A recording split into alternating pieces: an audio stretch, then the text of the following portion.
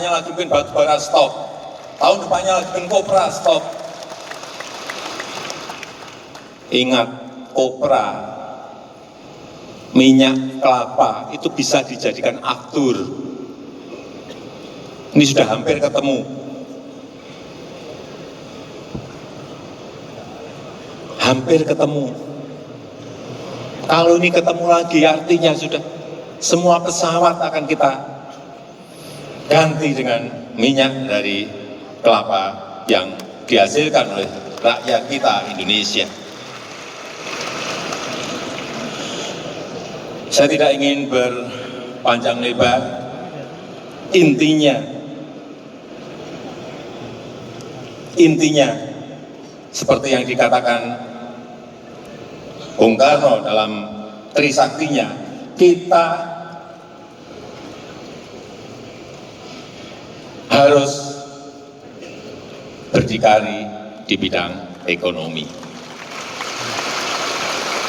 Sehingga kita tidak mudah ditekan-tekan lagi oleh siapapun, oleh negara manapun. Dan kita juga akan mandiri secara politik, berdaulat dalam politik karena kita memiliki semuanya di sini yang kita olah. Dan bunga matahari yang dihasilkan oleh mereka ini hanya perang bisnis antar negara, perang ekonomi antar negara, tapi dipakai alasan terus. Kayak nggak apa-apa, kamu nggak beli CPO kita tidak apa-apa karena sekarang kita telah menjadikan CPO kita, minyak kelapa sawit kita menjadi B20 dan tahun ini sudah B30.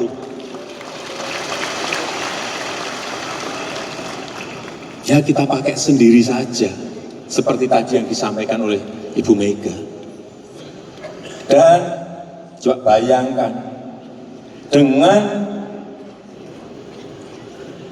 menjadikan CPO kita ke B30, kita menghemat kurang lebih 110 triliun rupiah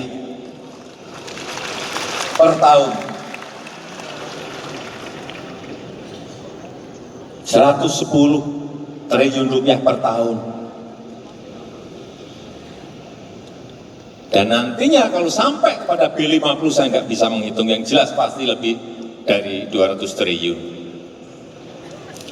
Yang riset siapa? Riset dan inovasi ini dilakukan oleh siapa? Oleh profesor-profesor di ITB. Bukan dari negara lain.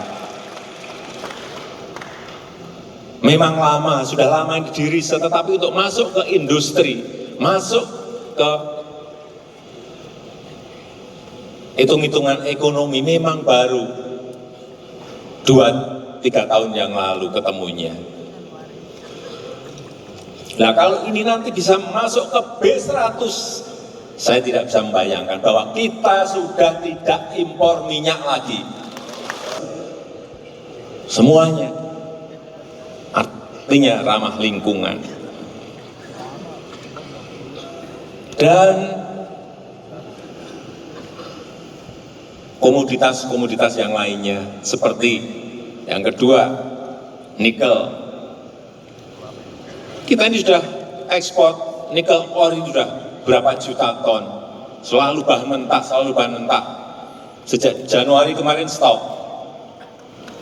Karena strategi besar kita ke depan, kita ingin jadikan nikel ini lithium baterai yang dipakai untuk mobil listrik, electric vehicle. Karena Indonesia adalah produsen terbesar nikel. Memang mungkin di depan dalam kita memulai ini memang berat dan sangat-sangat sulit. Tetapi kalau negara tidak memiliki strategi ekonomi, strategi bisnis besar dalam rangka merancang sebuah pembangunan jangka panjang, ya kita akan menjadi eksportir bahan mentah terus, nggak akan terjadi yang namanya nikel untuk lithium baterai. Inilah juga riset yang terus kita lakukan agar nanti yang namanya lithium baterai kita harapkan dalam 2-3 tahun ini akan ketemu.